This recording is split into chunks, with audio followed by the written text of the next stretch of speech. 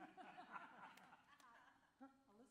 go back to always wanting to be students and are always taking classes. And along with that, she's an excellent photographer, so I'll just add that to her resume. Ah, this is good to know. All these things are very good to know.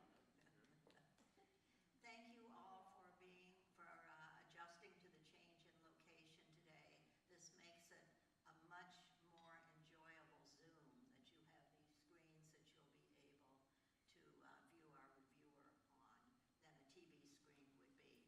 We may even decide we like it and try it another month too, who knows. Shelley is not with us today, but she will be here next month, and she will have the list of books we think may be complete by then. And so she's got at least 5 books now, and she's hoping by May she can bring us a list so we can get started reading during the summer. Okay, I think we'll just move right on to Ellen now for our usual, and for the benefit of Elizabeth, why this is our 50th year with the Literature Circle, and we do Ellen, who is our publicity person, who will be sending emails to you. She has been giving us very interesting facts, both from the church and just from general times, from 50 years ago, so from April, 50 years ago. So, and I think we need to also, before we move to that, we need to give a special welcome to Willie. I think everyone has personally seen it, but it makes today very special, Willie, to have you back with us, the way it's supposed to be. Ellen, you're up.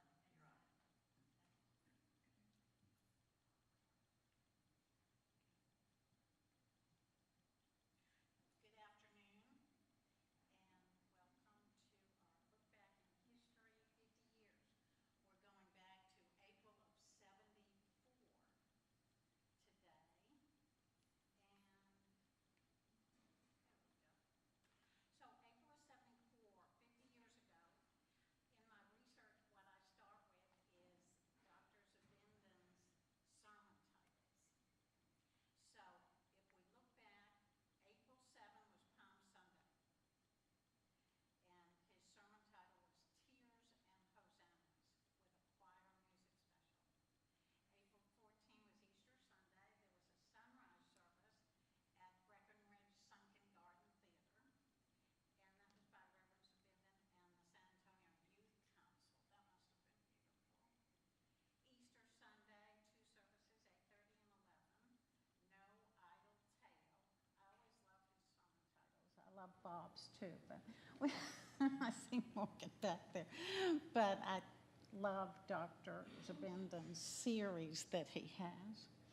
The brass ensemble were on the front steps before the 11 a.m. worship service. April 21st, the sermon title was Ongoing Easter, and April 28th was The Lord's Day by Reverend William P. Wood.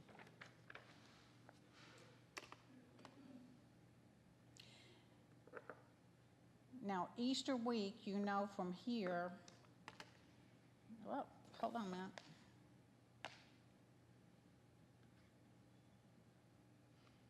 There we go. Is that it? Yep, there we go. Monday, Thursday for Easter week. The family turkey dinner was at 6:15. And at 7:30 was the celebration of the Lord's Supper, discerning the signs of the times. And the communicants class was received. The noonday services, there were 3, Monday, Tuesday, and Wednesday, April 8, 9, and 10. And the series was Reverend Zabenden, No Church is an Island, No Man is an Island by Dr. Ryan, and No Faith is an Island by Reverend Wood. And there was a buffet lunch for $1.50 afterwards. The Easter offering was called One Great Hour of Sharing, and that was for the General Assembly for the Division of International Mission and Task Force that was on world hunger and human suffering. And they had a call for blankets, food, clothing, and that was for disasters and famine in Africa, Asia, and Latin America.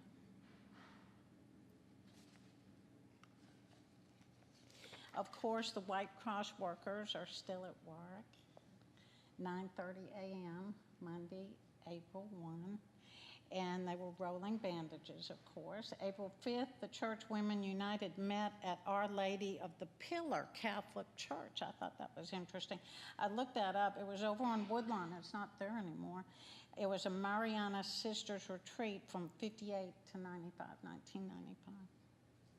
Wednesday, April 24th, was the Women's Discussion Group, the monthly group, and the topic was sex education. There was a WOC call for staple foods and clean clothing. Wednesdays continue with the evening Bible study. That's a 6:15 family dinner, and the new study series was on Psalms with Reverend Zabindon and Reverend Wood. This is a fun fact. They were organizing an FPC babysitting directory. Is that cool? I think that's a great idea. For boys and girls over age 13. And they were setting up training to be held at the UT Health Science Center auditorium. I thought that was kind of cool. Tuesday, April 30, U.S. Congress declared a National Day of Humiliation, Fasting, and Prayer. And there was a 30-minute service in the Guthrie Bryant Chapel. The newsletter has columns, as you've heard, month over month. Reverend Louis Zabindon's column is called From the Roll Top Disc. And his discussion was, quote, "Fear not, for I'll be with you, so we can experience real joys." I like that. He also had a call to observe Tuesday, April 30, the National Day of Prayer, and there were two 30-minute services at 12:05 and 5:30. From the Woodpile column, that's Reverend William P. Wood, he had a discussion on, quote, a faith for Monday morning, the day in the week after Easter Sunday. Now, there were 3 new Sunday school classes that started. I thought these were interesting topics. The first, Worship Through the Ages, Christian Art, Music, and Architecture. And that featured Reverend Raymond Judd from Trinity and Reverend Wood and Dr. Bess Hieronymus. Decision, Struggle, and Victory, that's the study of Romans 6, 7, and 8. And then Paul's letter to the Philippians, and that was with Reverend Ryan. The newsletter had a discussion about the community chapel program for the month of April on Channel 12, and that was featuring Reverend Zabindon, televised every Sunday with prayers, music, slides, and brief meditation. Something very cool, the new White House Chief of Protocol was named, and a lifelong FPC person, Henry E. Cato Jr. was named to the White House. He's the son of the former Women's Work President, Mrs. Henry E. Maureen Cato. Now the library column. The feature book was How to Be Your Own Best Friend. I thought that was wonderful. There was a lovely little discussion about that. 3 people authored that. And the new book added to the library was called Norman Rockwell, Artist and Illustrator. Now that was compiled by the director of the Brooklyn Museum, and I loved this quote: "The size of a geographical atlas and the weight of a good-sized baby." And the book review for April of 1974 was Billy Budd by Herman Melville, and the reviewer was Reverend Wood. Outside of FPC, San Antonio's Mayor Charles Becker, Governor of Texas Dolph Briscoe, U.S. Senators Tower and Benson. President Nixon's still the 37th president, although you've been hearing this month over month as Watergate's been unfolding, but he's still the 37th president at this point. And on April 29th, to comply with the House Judiciary Committee request, he did release some, but not all of the White House tapes, as transcribed by his staff. April 10, Golda Meir resigns. She was Israel's 4th premier. April 3 and 4, this is interesting. I don't know if any of you all knew this. I did not know this, but I think it's worth mentioning. There were 24-hour period, 148 tornadoes across the country in 13 states in a 24-hour period. 335 deaths and 600 million in damages. That'd be 4 billion today. I did not remember that from 74. Did anybody remember that? You do? Okay. Thankfully you're here, yes. Divine intervention, I see that all the time. That's it, Jim. April 17, another Ted Bundy victim, and that's one of perhaps 100 victims. First victim as early as 69. Bundy was arrested in 78 and executed in 89. For baseball fans, Hank Aaron with the Atlanta Braves hit number 714 to tie Babe Ruth's record. His final home run was number 755.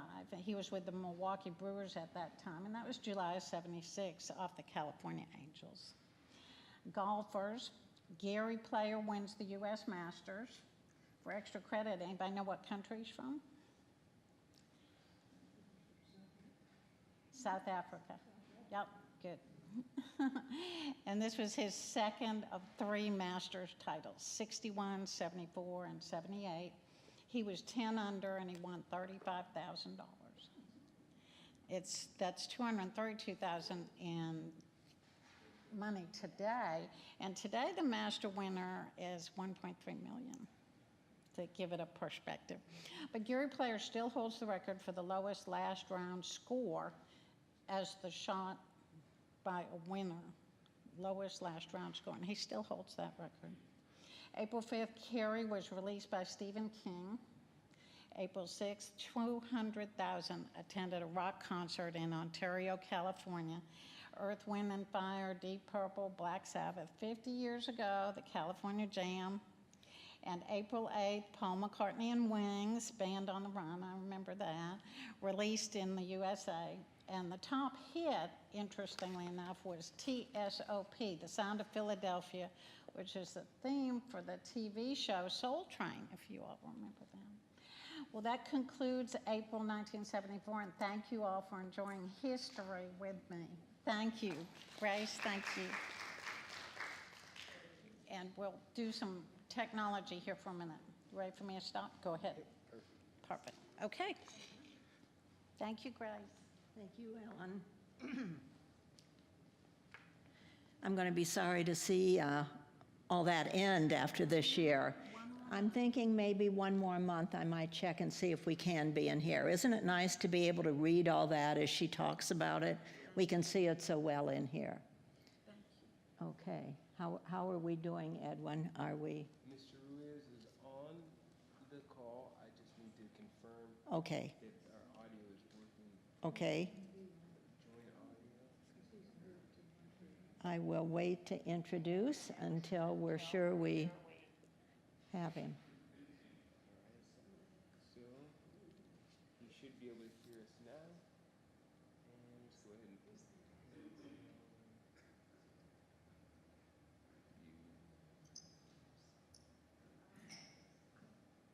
I can hear you guys now. There he is.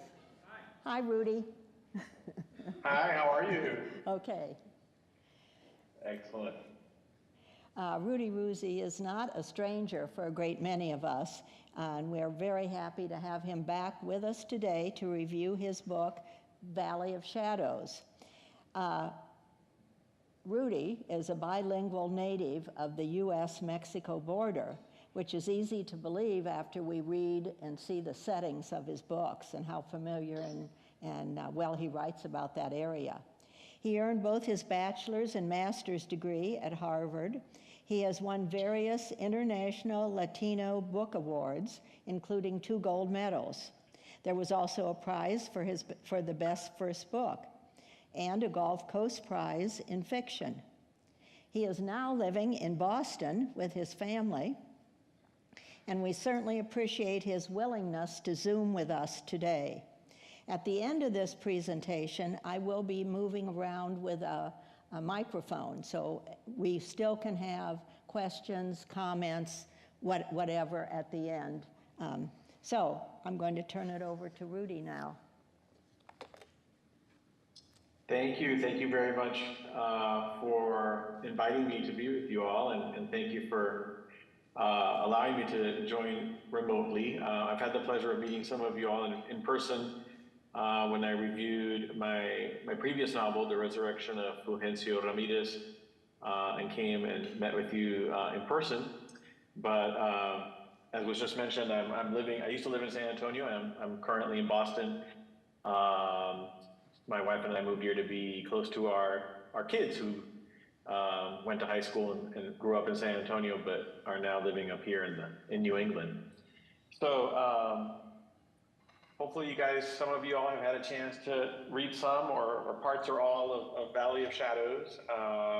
It's my most recent novel, and if so, I hope you enjoyed it. I will give you a little bit of background. The novel's been a wonderful experience for me in terms of writing it, talking to people about it, and sharing the stories that are in it.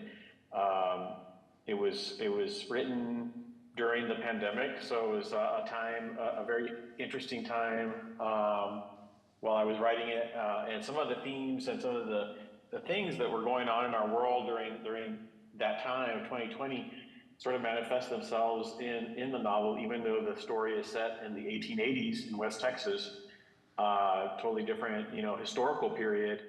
But some of the themes that I'll go over with you, I think, are very relevant today, and were very, very present, of course, as I was writing the novel during that time. And the novel has been very well received. I was very excited and honored for it to receive the Texas Institute of Letters Jesse H. Jones Award for Best Book of Fiction last year, which was for books that came out in 2022, and the book has been doing really well. The story follows a lawman whose name is Solitario Cisneros, who was born on the Mexican side of the Rio Grande, but at a time when the Rio Grande had just become the border, the mid-1800s. And later, in his life, he ends up settling down in a border town that is located on the border with West Texas, in a town called Olvido, which is a fictional town, a mythical town. And something happens where the river changes course, as sometimes rivers do, and his hometown of Olvido, Chihuahua, Mexico, ends up being sort of stranded suddenly on the northern side of the border, and in what has become, at that point, the United States. So Solitario has when we start the story, he's lost his job, because his job was to be the town sheriff, but now that his town is in the United States, he's no longer the sheriff. So he's lost his badge. He's lost the love of his life, his wife Luz, who I'm not going to give everything away for those of you who haven't read it all, but let's just say that she has passed on, and he's left this country because now he finds himself in a new land where he doesn't have the same types of rights and responsibilities that he used to have. And so he's retreated into a life of seclusion, just lives out on his ranch. He kind of hides out. He hides out from the world, and he communes with the spirits in the desert, because one of his gifts is that he's had since he was a young child growing up on the border was that he can speak with ghosts, and he can sometimes see their spirits,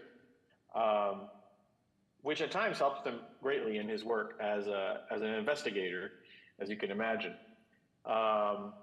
And so when the story begins in Valley of Shadows, this story has some elements of horror and mystery.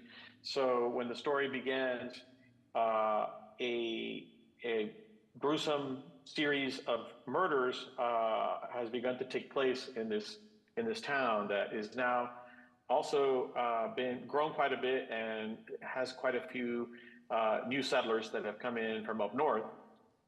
And the sheriff of the town has, and his family, have been the victims of one of these horrific crimes. And so some of the town leaders, not having a sheriff to kind of investigate this, since the sheriff has been targeted, they come to Solitario and they ask him to basically come out of retirement and help them stop this, help them figure out who's committing these crimes and stop them before the town sort of explodes, because the various factions in the town are starting to point fingers at each other and blame each other. And you have kind of a complex community there, because you have the Anglo settlers, you have the Mexican, residents, and then you also have Apache townsfolk in the area. So it's kind of a powder keg, and when you add this gasoline on it, it's threatening to explode. And Solidario's having to kind of confront this horrific series of crimes and try to save his town, while at the same time confronting his own demons, because there's many reasons he's ended up in hiding and in seclusion, and it's not easy for him to come out of that state and re-engage with the world. So I won't tell you what happens in case you haven't read it, but I'll talk a little bit about some of the major themes in the book, and maybe read to you a couple short passages from the book that exemplify those themes, and then we can open it up for questions and see what questions you guys have about Valley of Shadows. One of the main themes that I think you can sense right away and right off the bat as I describe it is the theme of isolation and grief and loss.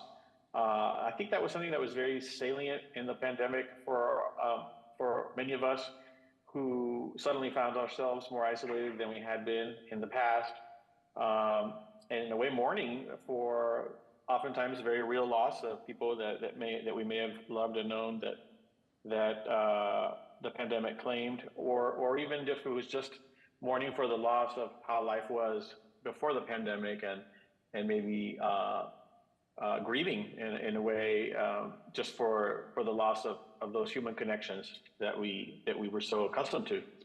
And that is a theme that is very much permeates Solitario's experience. In a way, the book it's written like a mystery where he's trying to figure out what's going on, but at the same time, it's really more deeply about his journey coming out of this darkness of this mourning and isolation, and re-engaging, like I said, with the world, and kind of coming back to life and finding a renewed sense of purpose for his life. And so I'll read to you a passage that's from early on in the book. And Solitario has investigated the crime scene where the sheriff and his family have been attacked, and he's still weighing whether to get involved in trying to help solve this problem or not. And one of the things that's driving his consideration is that the sheriff's son, the ghost of the sheriff's son, has appeared to him and asked him to help save his siblings who are still alive but have been captured and are missing. So I will share this passage with you from the book. As much as he wished to avoid any involvement or further human contact, Solitario could not expel the apparition of the sheriff's son from his head. That boy was trying to tell him something. Didn't he owe it to him, having seen the terrible way in which he and his parents had died, to listen to what he had to say? What if the boy had overheard something that might help rescue his little brother and sisters? Solitario stood on his front porch, sipping his coffee and squinting at the rising sun, orange like the yolk of a freshly laid egg from one of the hens in his coop. The only thing he could imagine might taste more bitter than the murky black brew in his tin cup was the mere idea of exiting his ranch, El Escondido, of shedding the safety and consolation of his beloved wife's largely unseen presence. Luz, she only appeared at night. She never spoke, but still he could not bear the thought of leaving her, of foregoing a glimpse of her even once at twilight, of missing her reaching out for him with her pale hands. Tormenta, his horse, whinnied by the open gate. It was almost like she was exhorting him to leave, to follow this one instinct as it reared against an even deeper one. I will be back tonight, Luz, he whispered into the arid air, his gut churning in rebellion as he set his cup down on the weathered table, pulled down the brim of his sombrero, and descended the steps to the dirt clearing. So this is a scene where we're just seeing Solitario decide to move forward with engaging in working with the town's leaders to try to find out who's committing these crimes and put a stop to them. I think you can see there that theme that I'm talking about. This is a person who's lost everything he cared about. He's retreated within himself and pretty much kind of given up on his life. And so this is a turning point where he is beginning to come out of those confines of his exile, if you will, and face the world again. As he goes through the process of investigating, a variety of things are happening around the town, and one of the other major themes of the book, I think, emerges, which is that of social injustice, and it's partially the idea of righting some of the wrongs of history that motivates Solitario to overcome his other large obstacle, his grief, and his reluctance to engage with others. And so this was inspired a lot by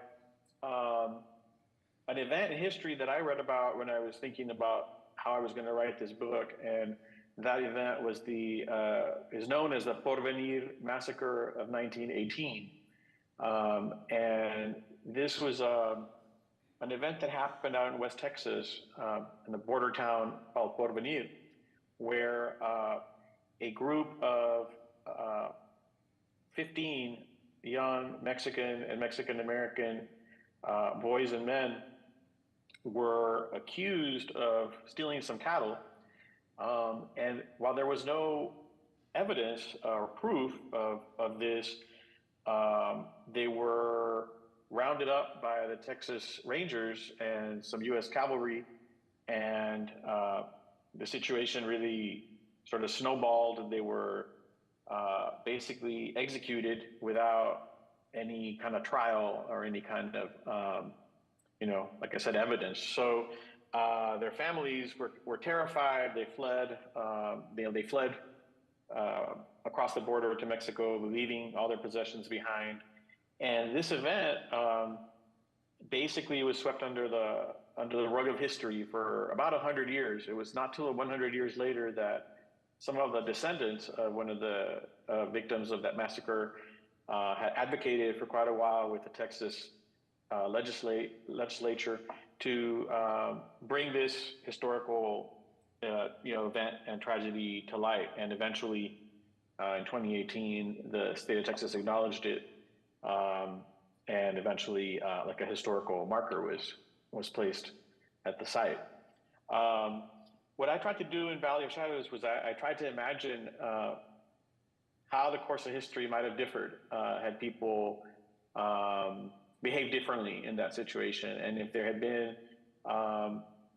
someone like Solitario and some of our other characters in the book in positions of power to help shape the flow of history as well.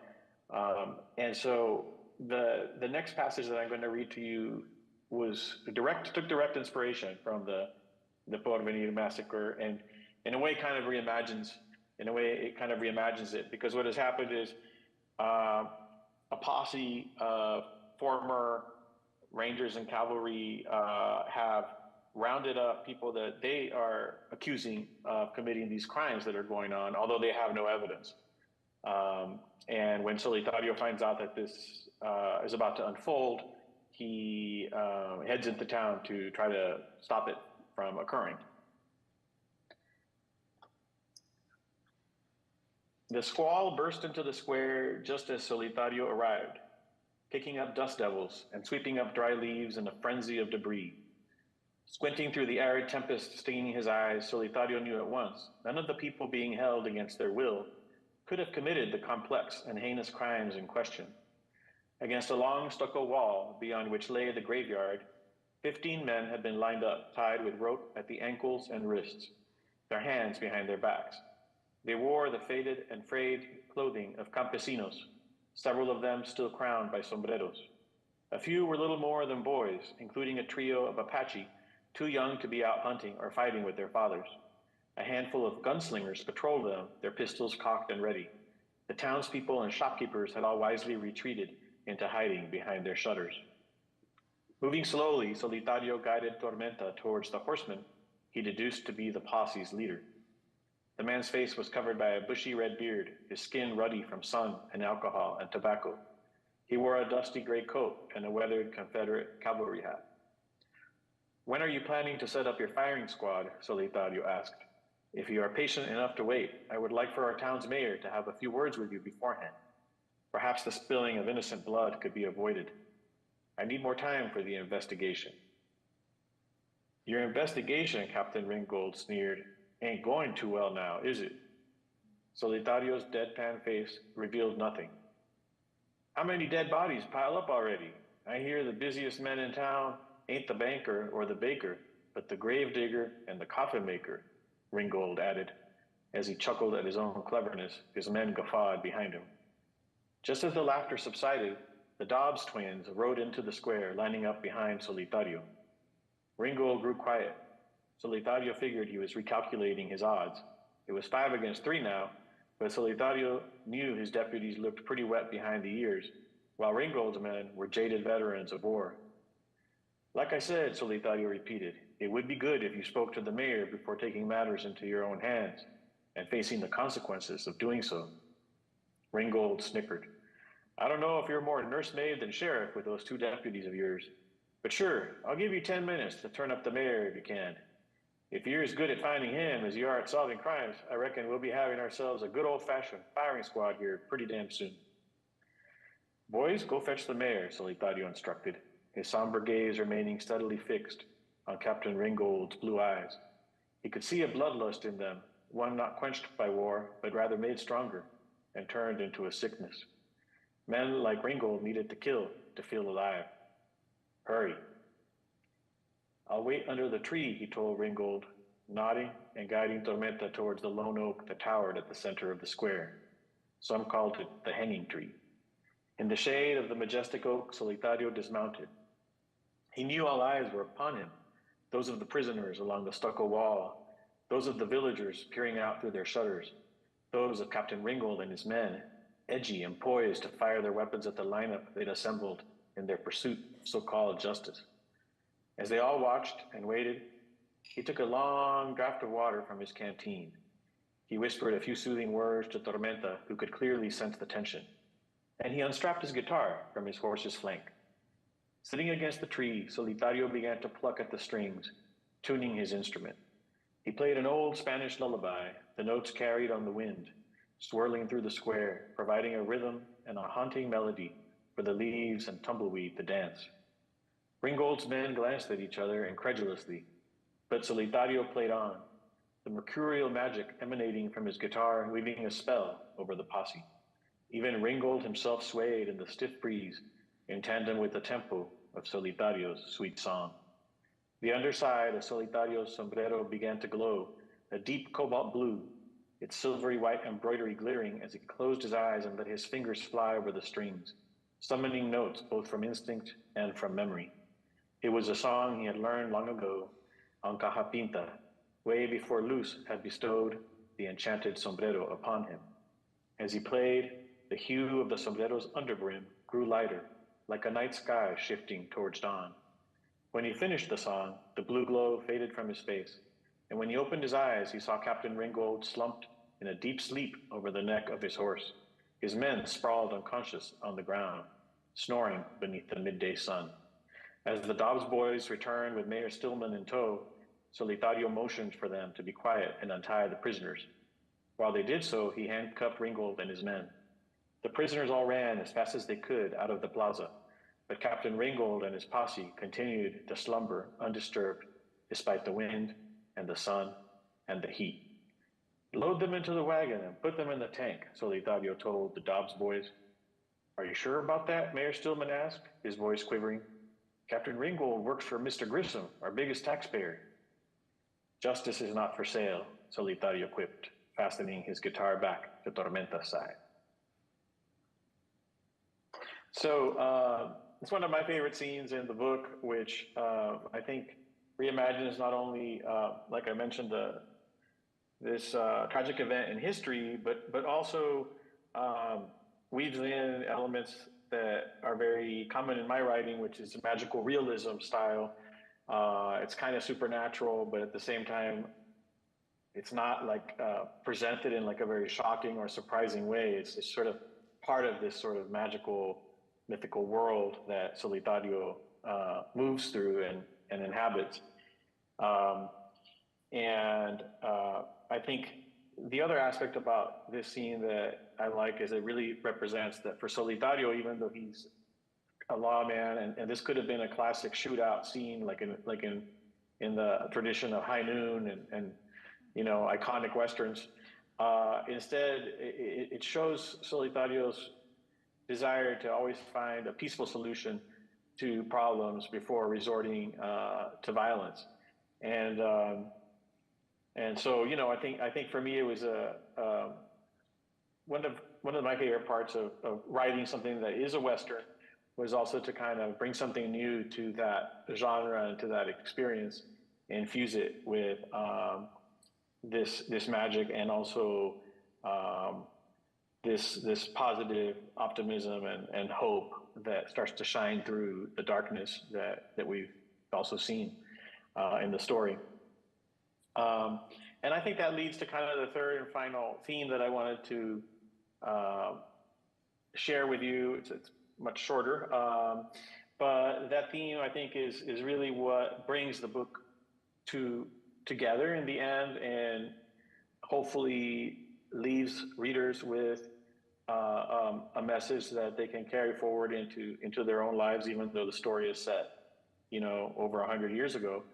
And that is a theme of healing, healing through friendship, through community and faith, elements which I know are meaningful to all of you.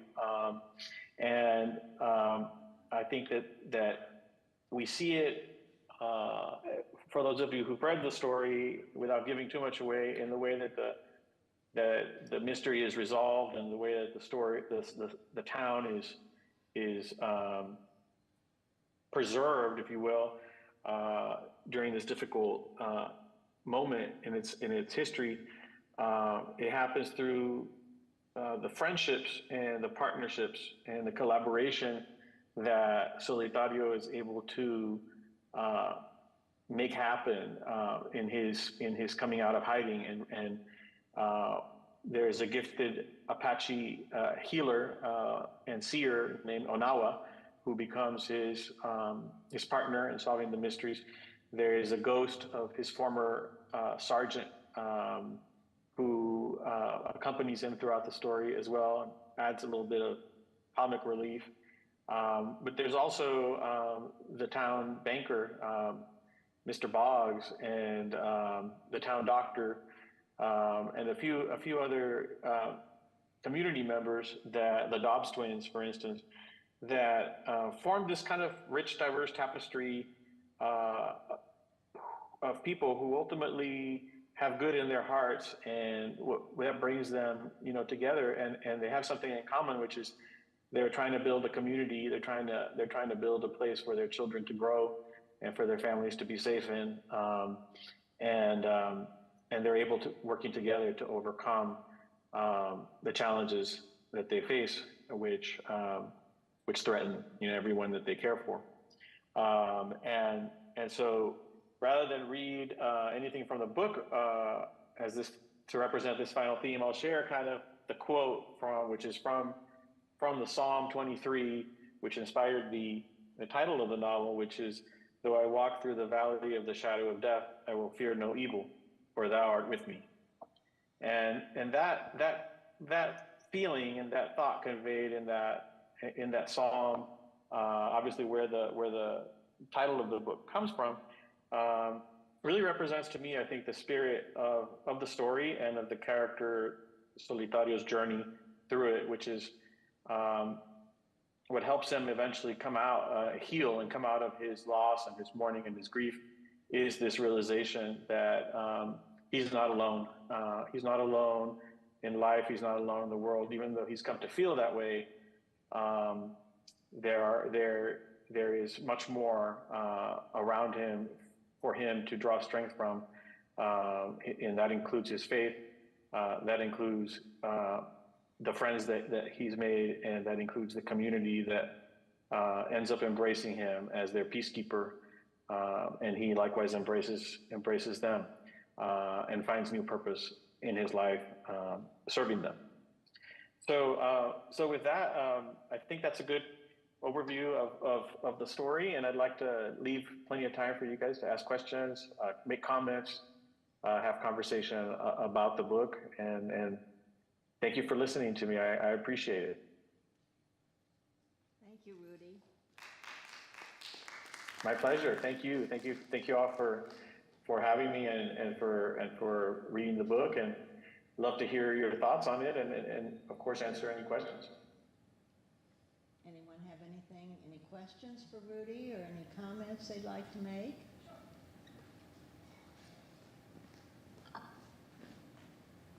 Hi.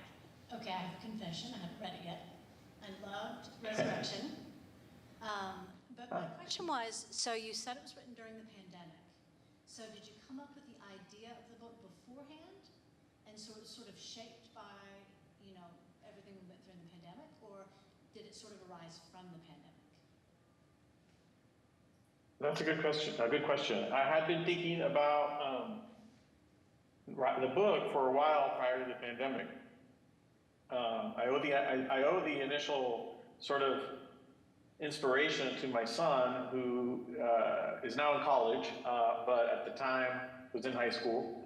And it's crazy how fast time goes, but he was entering his freshman year in high school when the pandemic hit, and he was in his freshman year, and he had asked me prior to the pandemic on a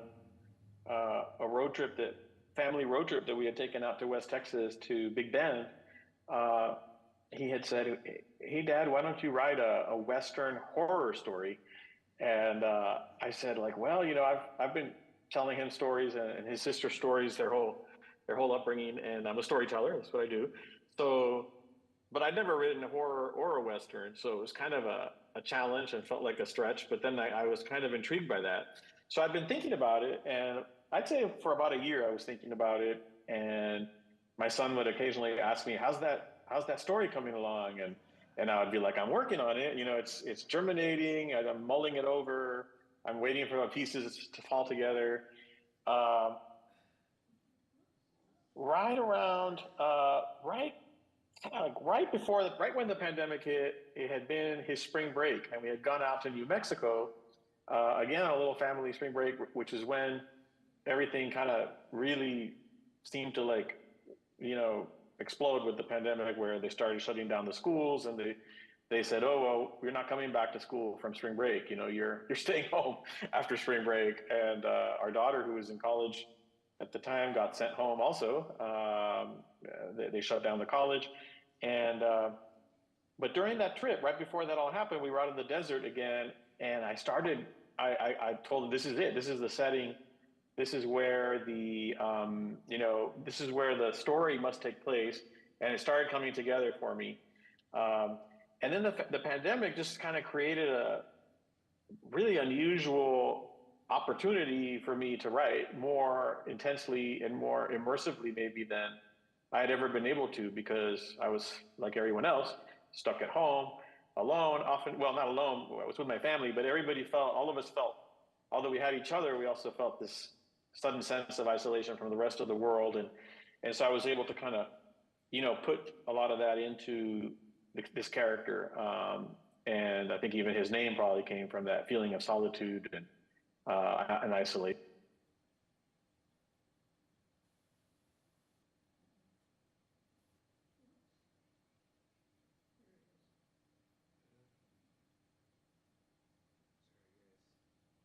There, you're back. We lost you temporarily, Rudy. Oh, I'm sorry. That's okay. We heard you the whole time. We just couldn't see you, but we do now. Well, Okay. you know, of course, the question that leads to is, what are you working on now? Yes. Well, I have a new novel coming out in September, Good. September 17th. Yes. Thank you. It's called The Border Between Us. It is also a story set along the border, and this time in the Rio Grande Valley. And this story is a little bit more realistic. Well, it is realistic in the sense that it's not filled with, the supernatural and such. And it's a little bit more taking inspiration from some of my own experiences growing up on the border in the 1970s and 80s. And it's a coming of age story of a young, artistically gifted boy in living in Brownsville, Texas, on the border, and having dreams of kind of making it out of the Rio Grande Valley, making a name for himself, if you will, and kind of chasing his version of the American dream, but all the time sort of struggling with the complex family dynamics that he finds himself within, and just the beauties and dangers of life along the border at the same time. So it's a very heartfelt, very kind of authentic, I would say less epic a story than like Valley of Shadows, but a little bit more of an intimate, family type of story. Sounds very interesting. Give us the title again. It's called The Border Between Us. Okay. And the border, as it does in a lot of my writing, is basically a symbol and a metaphor for the things that divide us, but in many different ways. So I'm always exploring the border, as you saw in Valley of Shadows, both as a geographic boundary, but as a border between life and death, between time periods, and between people, and how oftentimes these divisions are illusory or shifting or permeable, porous, and not as rigid and black and white as sometimes people would like them to be or see them as. So I was born and raised on the border, so I feel like and I was born and raised in such a way that my family constantly went back and forth across the bridges in Brownsville to Matamoros to visit my grandparents, my family. It was like a daily commute. It actually literally was a daily commute for me from like age 7 to from age 5 to age 12. Actually, we lived in Mexico, but I carpooled every day with a group of classmates to this Catholic elementary school in Brownsville. And so our parents took turns, like, taking us in the morning, and another parent would pick us up and bring us back to Mexico in the afternoon. And so growing up in that way, for me, the border was just this very different than how we see it today in the news. And I try to infuse that into my writing, because I think anyone who then reads my work might keep an open mind about the possibilities with the border. Thank you. It sounds very interesting. Do we have? Yes, we do have another question. Rudy, thank you. I've read both your books, and they're both wonderful. My question's on character development. I love how you infuse faith into your novels and history. But the Apache faith healer, was she part of your original storyline? It certainly made the book, in my opinion, brought it all to life. But was she part of that when you started? And thank you again, 2 wonderful, wonderful books. Thank you. Thank you so much for your kind words. I really appreciate them. And thank you for reading the books. I think that's such a wonderful question. You must be a writer yourself, because I feel like you're bringing the writer's lens. Yes, so Onawa was really the biggest surprise to me when I was writing the book. One of my favorite things as a writer is you start out with a plan, and then the characters start to take on a life of their own as you're writing, and they start to manifest themselves, through you, and you just sort of become a conduit. And originally, so to answer your question, no, Onawa was not meant to be. I mean, she wasn't even, I think, originally in my original conception of the story, but as the story developed, she appeared. And not only did she appear, she became one of the key points of view in the book, where chapters, I started writing chapters from her point of view, and she really helped move the story forward. And like you said, I do feel like she brought the story to life, because I feel like Solitario was like a walking shell of a man. He was kind of self-doomed, and she brings this kind of vitality and youth, and I mean some optimism, but also some sarcasm and some wry wit, and she's had not an easy life, so she has some prejudices of her own to overcome, which she does. But I love that character. Yeah, I think she totally made the book for me as well. Thank you. Thank you. Anyone else? Well, Rudy, it was wonderful, and we really appreciate you joining us today. We have one more question. So your book title, does that come before or after? I mean, is that part of the process, and you name it after? So this one. Yeah, this one came to me. It varies. The first 2 novels that we've talked about, the title came to me before I wrote the book. This one in particular, Valley of Shadows, was a title that came to me,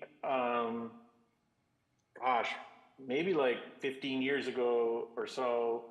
And I originally had this kind of flash of inspiration. I started writing, like I said, maybe it was 15, 16 years ago.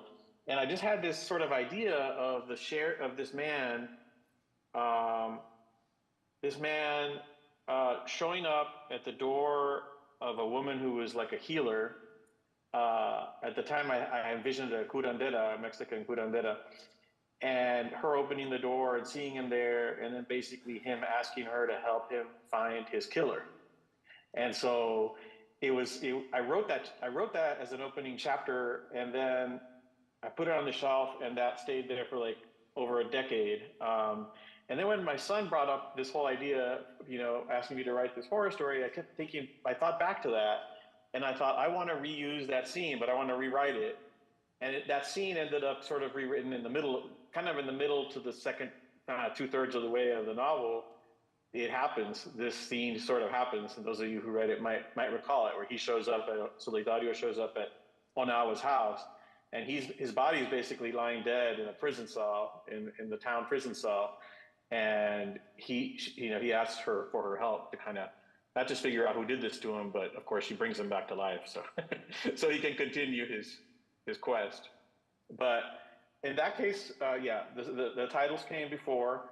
I love to share that little nugget, that little story, because I think it's also, when I started writing, I didn't realize how ideas could sort of ferment and germinate for like years and years and years, and then eventually see the light of day. But that was an example, and so was the title. And then with my new book, The Border Between Us, I started writing that there was one short story, and then there was another short story about the same character, and then I started realizing that I had the makings of a novel, and so at some point the title came to me, but I kind of already started writing it, and so the title came to me kind of halfway through the process, I think. Rudy, we love hearing things like that. That's the one thing you don't get from reading a book, is what went into it and what it's like to be a writer and how you actually could shelf something for that long and then remember it and pull it out and make it part of. So that makes it very interesting and extra special review. Thank you very much. Anything else? Well, thank you. Okay. Yes, nice to have it. I'm sorry you're so far away. We were neighbors before. And now not so much anymore. San Antonio will always have a very special place in my heart because my two children and my wife were all born there, and I lived, about 25 years there. So Yes. it still feels like home. Yes. And hopefully you'll get a chance to be back there in person and see you all again sometime in the future. Well, let us know when you're coming. Thank Maybe you. we can have I will. another Thank you so much again. Thank you very much. I'd love to. Thank you. Appreciate it. Good luck. Thank you.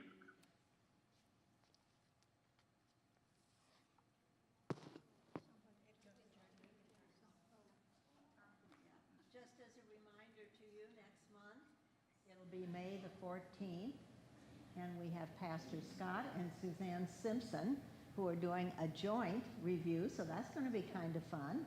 They're doing High, Wide, and Lonesome, and it's been going in and out of the library. I don't know if it's there right this moment or not, and I did stick in Jim and my copy of this, which we have read, and I'm happy to loan it to anybody. There should be a copy in the library also, but if anybody wants to borrow it, we're happy to, it's up here if anybody would like to take that home with them. And High, Wide, and Lonesome's a great read. Yeah, it's good, it's good. And, yeah, kind of local history too, Colorado. So anyway, I think that's it. It's been. Becca says pick up another sandwich on your way out. There are lots of good ones over there, so we really appreciate it. It's great. Yeah. It's so good to see everybody today. Watch when your notice comes out, when Ellen sends it. It'll be in there where we will be in May. I'm thinking we might just stay here one more month. And as long as Ellen's doing that, I love having it up there where we can really see everything, and I think it even means more. So I think, if I can get it, I'll have to check availability, of course, and depending on what's happening that week. But anyway, it's possible. So just watch your notice, not that you can't find us as you come in. But anyway, we'll try, and have a great month.